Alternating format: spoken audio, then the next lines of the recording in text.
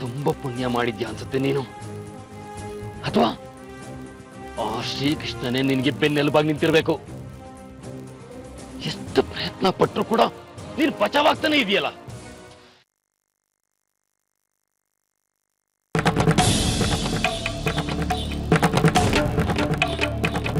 ಅದಕ್ಕೆ ಏನೋ ಮಾತಾಡ್ಬೇಕು ಅಂತ ಹೇಳಿ ಕಳ್ಸಿರತ್ತ? ಹೌದು ಚಂದ್ರು, ಏನೋ ಮುಖ್ಯವಾದ ವಿಚಾರ ಮಾತಾಡ್ಬೇಕಾಗಿತ್ತು. ಯಾವ ವಿಚಾರ ಅದಕ್ಕೆ?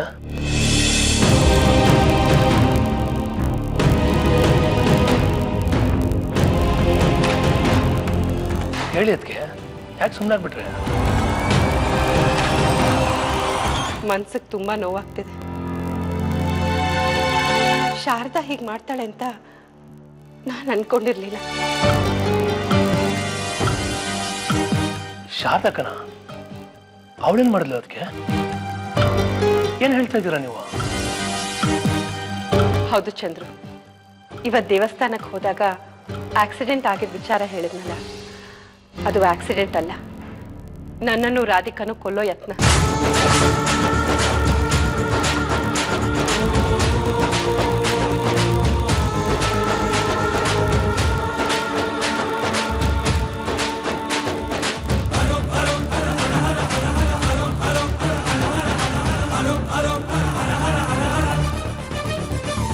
ಅಯ್ಯೋ ದೇವ್ರೆ, ಏನ್ ಹೇಳ್ತಿದ್ರಕ್ಕ ನೀವು? ನಿಜಾನಾ? ಶಾರದಕ್ಕ ಇಂಥ ಕೆಲಸ ಮಾಡಿದ್ರ? ಏನ್ರಿ ಅಕ್ಕ ಏನ್ ಹೇಳ್ತಿದಾರ? ಚಕೋರಿ ಸುಮ್ಮನೆ ಬಿಡು, ಈ ವಿಷಯ ಯಾರಿಗೂ ಗೊತ್ತಾಗೋದು ಬೇಡ. ಇಂಥ ವಿಷಯ ಕೇಳಿ ಹೆಂಗಕ್ಕ ಸುಮ್ಮನೆ ಇರೋದು? ಅದಕ್ಕೆ ನೀವು ತಪ್ಪು ತಿಳ್ಕೊಂಡಿದ್ದೀರಾ ಅನ್ಸುತ್ತೆ. ಶಾರದಕ್ಕ ಮೊದಲು ಈ ಮನೆಗೆ, ಈ ಊರಿಗೆ ಅವಮಾನ ಆಗಿರೋ ಕೆಲಸಗಳು ಮಾಡಿರ್ಬೋದು, ಆದ್ರೆ ಈಗ ಅವಳು ಬದಲಾಗಿದ್ದಾಳೆ ಅನ್ಕೊಂಡಿದ್ದೀನಿ. ಬದಲಾಗಿಲ್ಲ ಚಂದ್ರು, ಅವಳದೇ ಕೆಲಸ. ಅದಕ್ಕೆ ನನಗಿದನ್ನ ನಂಬಕ್ಕೆ ಆಗ್ತಾ ಇಲ್ಲ.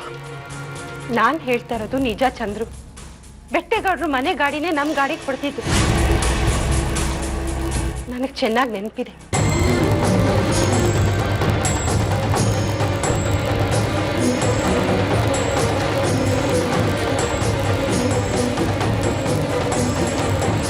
ಇದು ಶಾರದಾದ ಕೆಲಸ ಚಂದ್ರು.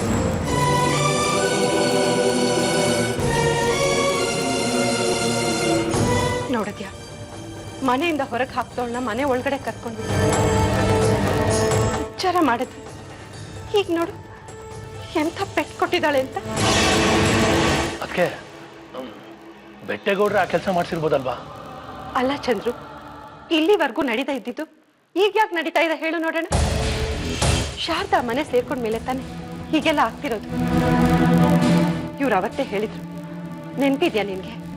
ಶಾರದಾ ಸುಮ್ಮನೆ ಬಂದಿರಲ್ಲ, ಅವಳ ಮನೆ ಸೇರ್ಕೊಂಡಿದ್ದಾಳೆ ಅಂದ್ರೆ ನಮಗ್ ತೊಂದರೆ ತಪ್ಪಿದ್ದಲ್ಲ ಅಂತ. ಏನದಕ್ಕೆ ಇದಲ್ಲ? ಅವಳು ಮಾಡಿದ ತಪ್ಪನ್ನ ತಿದ್ಕೋತಾಳೆ ಅನ್ಕೊಂಡಿದ್ದೆ, ಇಂಥ ಕೆಲಸ ಮಾಡ್ತಾಳೆ ಅಂತ ನಾನು ಅನ್ಕೊಂಡಿರ್ಲಿಲ್ಲ. ಅವಳಿಗೆ ಆಸ್ತಿ ಹುಚ್ಚು, ಹಣದ ವ್ಯಾಮೋಹ, ಆ ಕಾರಣಕ್ಕೆ ತಾನೆ ಅವಳು ಈ ಊರಿಂದ ದೂರ ಆಗಿದ್ದು. ಏನದಕ್ಕೆ ಇದು? ಮನೆಯವರು ಅನ್ನೋ ಮಮತೆಯನ್ನು ಇಟ್ಕೊಳ್ದೆ ಶಾರದಕ್ಕ ಇಂಥ ಕೆಲಸ ಮಾಡಿದಾಳಲ್ಲ, ನನಗೆ ನಂಬಕ್ಕೆ ಆಗ್ತಿಲ್ಲ. ಅದಕ್ಕೆ ಈಗ ಏನ್ ಮಾಡೋದು? ಇನ್ನೇನ್ ಮಾಡಕ್ಕಾಗುತ್ತೆ? ಪೊಲೀಸಿಗೆ ಕಂಪ್ಲೇಂಟ್ ಕೊಡೋದಷ್ಟೇ. ಬೇಡ ಚಕ್ಕೋರಿ, ಇದನ್ನ ಇಲ್ಲಿಗೆ ಬಿಟ್ಬಿಡೋಣ. ಇನ್ ಮುಂದೆ ಸ್ವಲ್ಪ ಹುಷಾರಾಗಿರೋಣ ಅಷ್ಟೇ. ಚಂದ್ರು, ಈ ವಿಚಾರ ಯಾವುದೇ ಕಾರಣಕ್ಕೂ ಇವ್ರು ಗೊತ್ತಾಗ್ತಿರೋ ಹಾಗೆ ನೀನ್ ನೋಡ್ಕೋಬೇಕು. ರಾಧಿಕಾಗೂ ಈ ವಿಷಯ ಗೊತ್ತಾಗೋದು ಬೇಡ. ಪಾಪ ಎಂತ ಮನೆ ಸೇರ್ಕೊಂಡ್ಬಿಟ್ಟೆ ಅಂತ ಅವಳು ನೊಂದ್ಕೋಬಾರ್ದು ಅಲ್ವಾ? ಸರಿ ಅದಕ್ಕೆ ಚಕೋರಿ, ನಿನಗೂ ನೆನಪಿರ್ಲಿ, ಈ ವಿಷಯ ಯಾರಿಗೂ ಗೊತ್ತಾಗೋದು ಬೇಡ. ಚಂದ್ರು, ನನ್ನನ್ನೇ ಮನೆಯಿಂದ ಹೊರಗೆ ಹಾಕಿ ರಾಧಿಕನೇ ಈ ಮನೇಲಿ ಇಟ್ಕೊಂಡಿದ್ದಾರೆ ಅನ್ನೋ ಕೋಪ ಶಾರದಾಗಿದ್ರೂ ಇರ್ಬೋದು. ಯಾವುದೇ ಕಾರಣಕ್ಕೂ ರಾಧಿಕನ್ಗೆ ಮಾತ್ರ ಈ ವಿಚಾರ ತಿಳಿಬಾರ್ದು. ಹುಷಾರ್. ಸರಿ ಅದಕ್ಕೆ.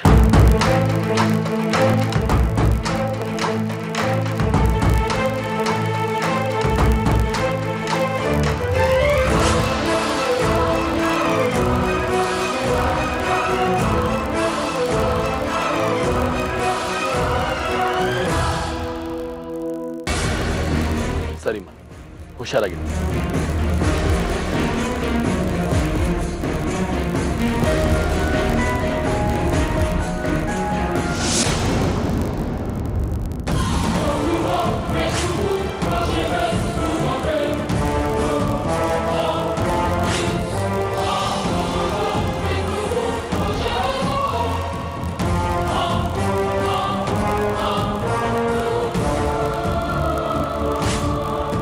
ಯಾಕೆ ಹಾಗೆ ನೋಡ್ತಿದ್ಯಾ ಶಾಂತನು?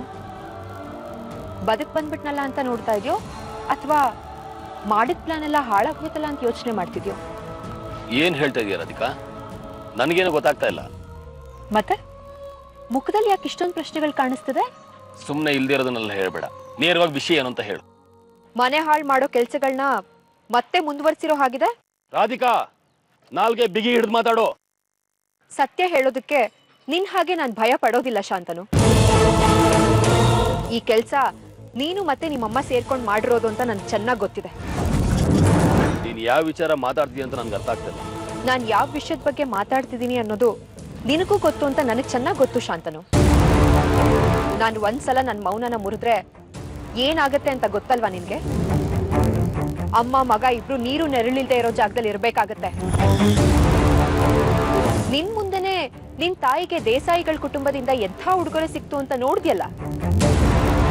ಬೀದಿ ನಾಯಿನ ಹೊರಗೆ ಹಾಕ್ದಾಗೆ ಹಾಕಿದ್ರು ನಿಮ್ಮಮ್ಮನ. ನೆನ್ಪಿದೆ ತಾನೆ? ಮಾಡಿರೋ ತಪ್ಪಿಗೆ ತಕ್ಕ ಶಿಕ್ಷೆ ಅನುಭವಿಸಲೇಬೇಕು, ಇದು ಜಗದ ನಿಯಮ. ಅದ್ ನಿಮ್ಗೂ ಅನ್ವಯಿಸುತ್ತೆ ಶಾಂತನು. ಪಾಪದ ಮೇಲೆ ಪಾಪಗಳನ್ನ ಮಾಡ್ತಾನೆ ಇದ್ದೀರಾ. ನಿಮ್ ಪಾಪದ ಕೂಡ ತುಂಬಿದೆ. ಸುಮ್ಮನೆ ಮಾತಾಡ್ತೀಯ ರಾಧಿಕಾ ನೀನು. ಆದ್ರೆ ಎಲ್ಲದಕ್ಕೂ ಒಂದು ಸಾಕ್ಷಿ ಅನ್ನೋದಿರುತ್ತೆ. ನಾವೇ ಮಾಡಿದೀವಿ ಅನ್ನೋದಕ್ಕೆ ನಿನ್ನ ಹತ್ರ ಪುರಾವೆ ಏನಾದ್ರು ಇದೆಯಾ? ನನಗಿಂತ ದೊಡ್ಡ ಸಾಕ್ಷಿ ಬೇಕಾ ನಿನ್ಗೆ? ಸಾಯೋವರೆಗೂ ಕತ್ಲು ಕೋಣೆ ಒಳಗಡೆ ಇಡುವಂತ ಎಲ್ಲಾ ಸಾಕ್ಷಿಗಳು ನನ್ನ ಹತ್ರ ಇವೆ. ಆದ್ರೆ ಆ ಎಲ್ಲಾ ಸಾಕ್ಷಿಗಳನ್ನ ಒಟ್ಟು ಮಾಡಿ ಒಂದೇ ಕೋಣೆಯಲ್ಲಿ ಕೂಡ ಹಾಕಿದ್ದೀನಿ. ಅದ್ರ ಬೀಗದ ಕೈ ನನ್ನ ಹತ್ರನೇ ಇದೆಯಲ್ಲ ರಾಧಿಕಾ. ನೋಡು, ನಾನು ಈಗಲೂ ಹೇಳ್ತಾ ಇದ್ದೀನಿ, ನಾವೇನು ತಪ್ಪು ಮಾಡಿಲ್ಲ. ಸುಮ್ಮನೆ ಇಲ್ದೇ ಇರೋ ತಪ್ಪುಗಳನ್ನ ನಮ್ಮ ಮೇಲೆ ಒರೆಸ್ಬೇಡ. ತಪ್ಪ ಮೇಲೆ ತಪ್ಪು ಮಾಡ್ತಿರೋ ನಿನ್ಗೆ ಎಷ್ಟೇ ಬುದ್ಧಿ ಹೇಳಿದ್ರು ಅಷ್ಟೇ. ನೋಡು, ನನಗೆ ನನ್ನ ಗಂಡ ಎಷ್ಟು ಮುಖ್ಯನೋ ದೇಸಾಯಿಗಳ ಕುಟುಂಬನೂ ಅಷ್ಟೇ ಮುಖ್ಯ. ಅವ್ರಿಗೇನಾದ್ರೂ ತೊಂದರೆ ಆದ್ರೆ ನಾನು ಎಲ್ಲವನ್ನೂ ಮರಿಬೇಕಾಗತ್ತೆ.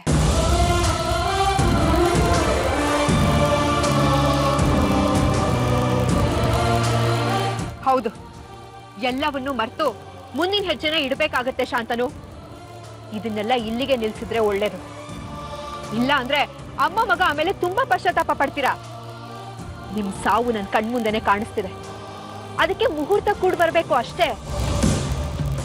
ಈಗ ನನ್ನನ್ನ ಯಾರು ಅಂತ ಅನ್ಕೊಂಡಿದ್ಯಾ? ದೇಸಾಯಿ ಕುಟುಂಬದ ಮಗಳು ನಾನು.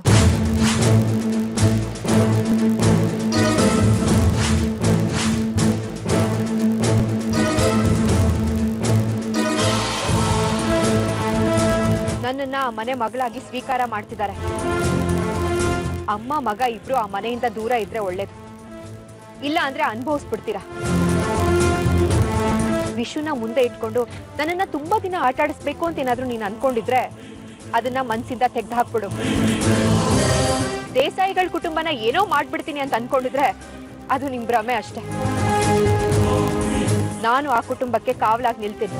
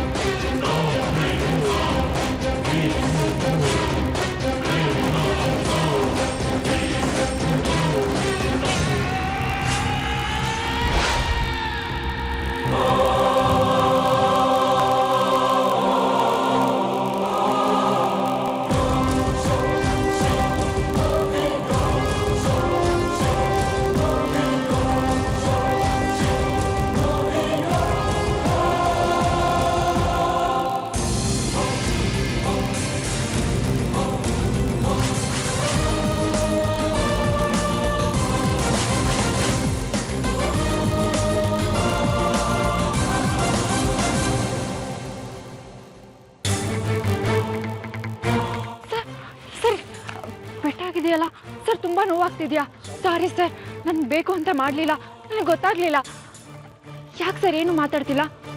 ನೋವಾಗ್ತಿಲ್ವಾ ನಿಮ್ಗೆ? ಏನ್ ಮಾಡೋದೀಗ? ಒಂದ್ ನಿಮಿಷ ಇರಿ ಸರ್, ಬಂದೆ.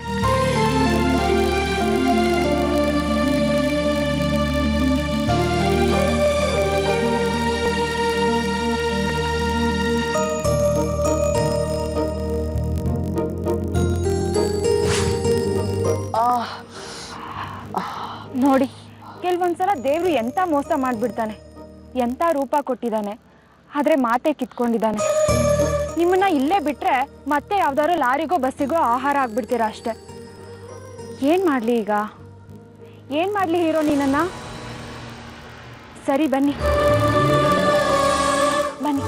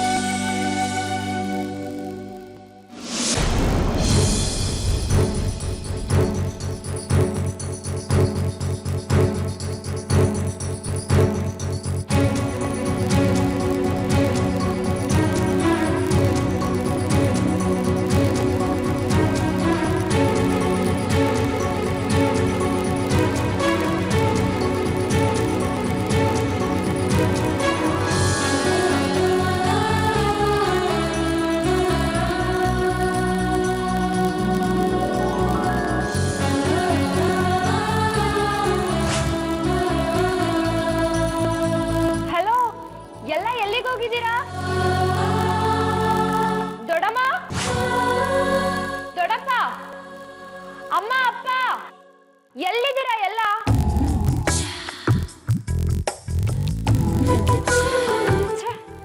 ಯಾರು ಕಾಣಿಸ್ತಿಲ್ವಲ್ಲ? ಹೆಸರಿಗೆ ಮಾತ್ರ ದೇಸಾಯಿ ಕುಟುಂಬ, ಮನೆ ಮಗಳು ಬರ್ತಿದ್ದಾಳೆ, ರಿಸೀವ್ ಮಾಡ್ಕೊಳ್ಳೋಕೆ ಒಬ್ರು ಬೇಡವಾ? ಇದು ನನಗೆ ಮಾಡ್ತಿರೋ ಅವಮಾನ.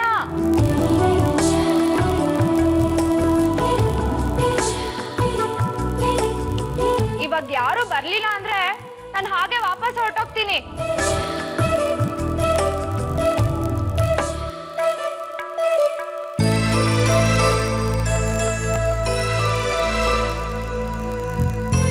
ನಾನು ಈ ಮನೆ ಮಗಳು ಜಾನ್ಕಿ ಬಂದಿದ್ದೀನಿ.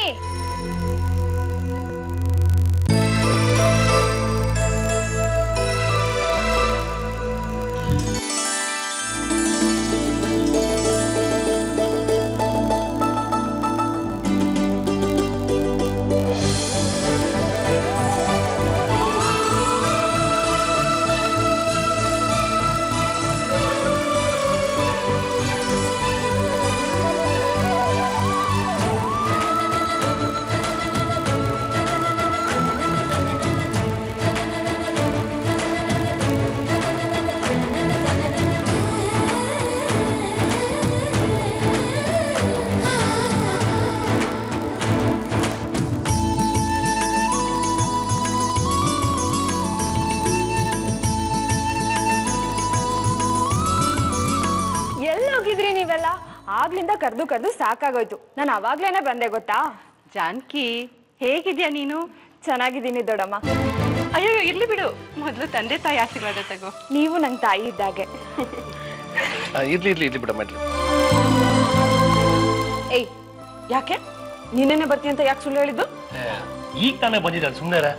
ಹೇಗಿದ್ಯಮ್ಮ ನಿನ್ ಸ್ಟಡೀಸ್ ಎಲ್ಲ? ಪರೀಕ್ಷೆ ಎಲ್ಲ ಚೆನ್ನಾಗಿ ಬರ್ದಿಯಾ? ಒಂದೊಂದೇ ಕ್ವಶನ್ ಕೇಳಿದ್ರೆ ನಾನು ಆನ್ಸರ್ ಮಾಡ್ಬೋದಪ್ಪ. ಈಗ ಮಲ್ಟಿಪಲ್ ಆಗಿ ಕ್ವಶನ್ ಕೇಳಿದ್ರೆ ನನ್ನ ಆನ್ಸರ್ ಮಾಡೋಕೆ ರೋಬೋಟ್ ಅನ್ಕೊಂಡ್ರಾ? ಅಮ್ಮ ನಿನ್ನೆ ಬರ್ತೀನಿ ಅಂತ ಹೇಳ್ದೆ, ಇವತ್ತು ಬಂದೆ. ನಿಮ್ಗೆಲ್ಲ ಸಡನ್ ಆಗಿ ಸರ್ಪ್ರೈಸ್ ಕೊಡೋಣ ಅಂತ. ಅಪ್ಪ ನೀವೇನ್ ಕೇಳಿದ್ರಿ? ಚೆನ್ನಾಗಿದೀಯಾ, ಸ್ಟಡೀಸ್ ಎಲ್ಲ ಹೇಗಿದೆ ಅಂತ. ನಾನು ನೋಡಿದ್ರೆ ಗೊತ್ತಾಗಲ್ವಾ? ಸೂಪರ್ ಆಗಿದ್ದೀನಿ. ಸದ್ಯಕ್ಕೆ ಸ್ಟಡೀಸ್ಗೆಲ್ಲ ರೆಸ್ಟ್ ಕೊಟ್ಟು ನಿಮ್ ಜೊತೆ ಜಾಲಿ ಆಗಿರೋಣ ಅಂತ ಬಂದೆ. ಏಯ್ ತುಂಟಿ, ಮುಂಚೆ ಹೇಗಿದ್ಯೋ ಈಗ್ಲೂ ಹಾಗೆ ಇದ್ಯಾ. ಬರೀ ವಟ ವಟ ವಟ ವಟ ಮಾತು. ಮುಂದೆ ಡಾಕ್ಟರ್ ಆಗೋಳು ನೀನು. ಈಗ್ಲಾದ್ರೂ ಸ್ವಲ್ಪ ಮಾತು ಕಡಿಮೆ ಮಾಡು ಮಾರಾಯ್ತಿ. ದೊಡ್ಡಮ್ಮ ಒಂದೊತ್ತು ಊಟ ಬೇಕಾದ್ರೂ ಬಿಡು ಅನ್ನಿ ಬಿಡ್ತೀನಿ, ಆದ್ರೆ ಮಾತ್ ಮಾತ್ರ ಕಮ್ಮಿ ಮಾಡಲ್ಲಪ್ಪ. ಅಯ್ಯೋ ಅದ್ ಸರಿ, ಒಬ್ಳೆ ಬಂದಿದ್ಯಲ್ಲ ಶೀಲ ಮೇಲೆ. ಅದಿರ್ಲಿ, ದೊಡ್ಡಪ್ಪ ಇಲ್ಲಿ ಕಾಣಿಸ್ತಾ ಇಲ್ವಲ್ಲ? ಕೆಲ್ಸದ ಮೇಲೆ ಆಚೆ ಹೋಗಿದ್ದಾರೆ, 1-2 ದಿನ ಬರೋದಿಲ್ಲ. ಶೀಲಂ ಎಲ್ಲಿ ಅಂತ ಕೇಳಿದೆ. ಅವನಿನ್ನು ಪರೀಕ್ಷೆ ಮುಗ್ದಿಲ್ಲ, ಮುಗಿದ ತಕ್ಷಣ ಬರ್ತಾನಂತೆ. ಇಬ್ರದ್ದು ಒಟ್ಟಿಗೆ ಮುಗಿಯತ್ತೆ ಅಂತ ಹೇಳಿದ್ಯಲ್ಲಮ್ಮ. ಹೇಳಿದ್ದೆ, ಆದ್ರೆ ಮುಗ್ದಿಲ್ಲ, ಏನ್ ಮಾಡಕ್ಕಾಗತ್ತೆ? ಓ ಮೈ ಗಾಡ್, ಒಬ್ರು ಗೆಸ್ಟ್ ನ ಕಾರಲ್ಲೇ ಕೂರ್ಸ್ಬಿಟ್ಟು ಬಂದಿದ್ದೀನಿ. ಹೋಗ್ ಕರ್ಕೊಂಡ್ ಬರ್ತೀನಿ. ಅದು ಹೇಳ್ತೀನಿ, ಬಂದೆ.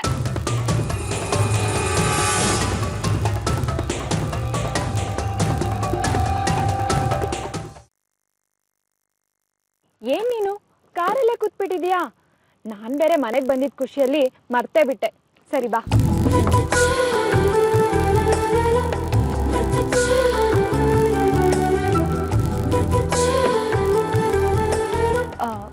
ಒಳಗಡೆ ಹೋದ್ರೆ 100 ಕ್ವೆಶನ್ ಕೇಳ್ತಾರೆ. ನೀನೇನು ತಲೆ ಕೆಡಿಸ್ಕೊಬೇಡ. ನಾನು ಡಾಕ್ಟರು, ನೀನ್ ಪೇಷಂಟು ಅಷ್ಟೇ. ನಿನಗೆ ಮಾತು ಬರಲ್ಲ ಅನ್ನೋ ವಿಷಯ ನೆನೆಸ್ಕೊಂಡ್ರೆ ನಂಗೆ ತುಂಬ ಬೇಜಾರಾಗುತ್ತೆ.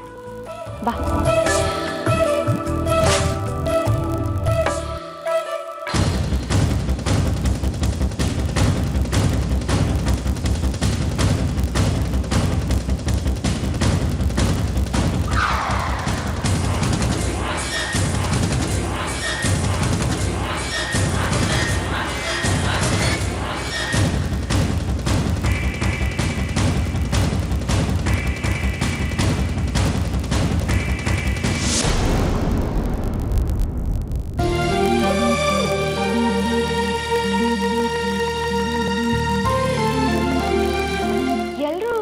ಯಾಕೆ ಹಾಗೆ ನೋಡ್ತಾ ಇದ್ದೀರಾ? ರಸ್ತೆಯಲ್ಲಿ ಕಾರಲ್ಲಿ ಬರುವಾಗ ಇವನು ಅಡ್ಡ ಬಂದ, ಡಿಕ್ಕಿ ಹೊಡೆದ್ಬಿಟ್ಟೆ. ಹಳೆಗೆ ಸ್ವಲ್ಪ ಪೆಟ್ಟಾಗಿದೆ. ಇವನಿಗೆ ಮಾತು ಬೇರೆ ಬರಲ್ಲ, ಅದಕ್ಕೆ ನನ್ಗೆ ಏನ್ ಮಾಡ್ಬೇಕು ಅಂತ ಗೊತ್ತಾಗ್ಲಿಲ್ಲ. ಮನೆಗೆ ಕರ್ಕೊಂಡ್ ಬಂದ್ಬಿಟ್ಟೆ. ಅದು ಅಲ್ಲದೆ ಮುಂದೆ ಡಾಕ್ಟರ್ ಆಗ್ಬೇಕಾಗಿರೋಳು ಒಬ್ಬ ಪೇಷಂಟ್ ನ ರೋಡಲ್ಲೇ ಹೇಗ್ ಬಿಟ್ಟು ಬರಕ್ಕಾಗತ್ತೆ ಹೇಳಿ? ಕೃಷ್ಣ, ಎಷ್ಟು ದಿನ ಎಲ್ಲಿದ್ದೆ ನೀನು? ಹೇಗಿದ್ಯಾ? ಕೃಷ್ಣನಾ? ಹೌದಮ್ಮ, ಇವನ ಹೆಸರು ಕೃಷ್ಣ ಅಂತ. ನಮ್ಮ ಆಶ್ರಮದಲ್ಲೇ ಇರೋದು. ಸ್ವಲ್ಪ ದಿನದಿಂದ ಕಿಡ್ನಾಪ್ ಆಗಿದ್ದ. ಪೊಲೀಸ್ ಅವರು ಹುಡುಕ್ತಾ ಇದ್ರು. ಪಾಪ ಇವನು. ಹೌದು ಜಾನಕಿ, ಪಾಪ. ಇವನು ಯಾರಿಗೂ ಕೇಡ್ ಬಯಸ್ತವನೇ ಅಲ್ಲ. ದೊಡ್ಡಮ್ಮ, ಸ್ವಲ್ಪ ದಿನ ಇವನ್ನ ನಮ್ಮನೇಲೆ ಇಟ್ಕೊಳ್ಳೋಣವಾ? ಬೇಡ, ಆಶ್ರಮಕ್ಕೆ ಹೋಗ್ಲಿ. ಬೇಡಮ್ಮ, ಪಾಪ ಇವನಿಗೆ ಮಾತು ಬೇರೆ ಬರೋದಿಲ್ಲ.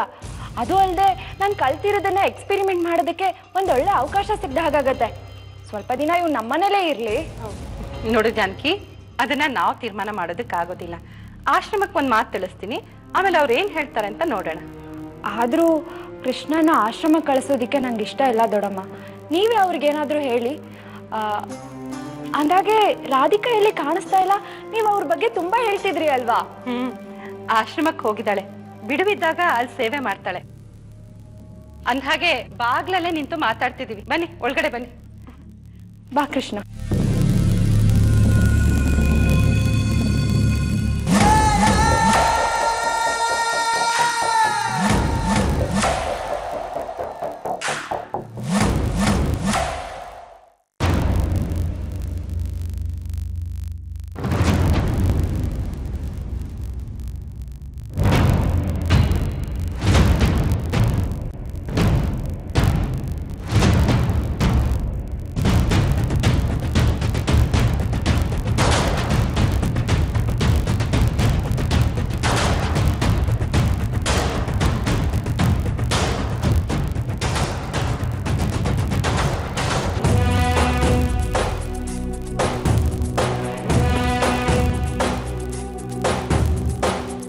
ಬಲ್ಲಾಳರಾಯ ಸೋಗೆ ಬಲ್ಲಾಳರಾಯ ಕತ್ತಿಗಲೆ ಬಿತ್ತಿ ಹೋದ ವಂಶಾದವನು.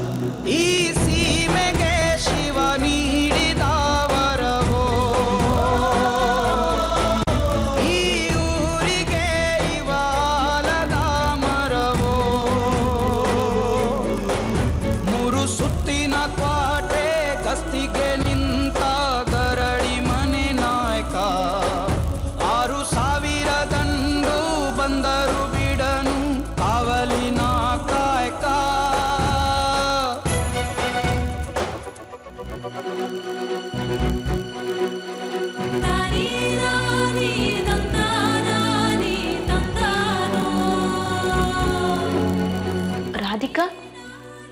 ಯಾಕೆ ಕಣ್ಣಲ್ಲಿ ನೀರು?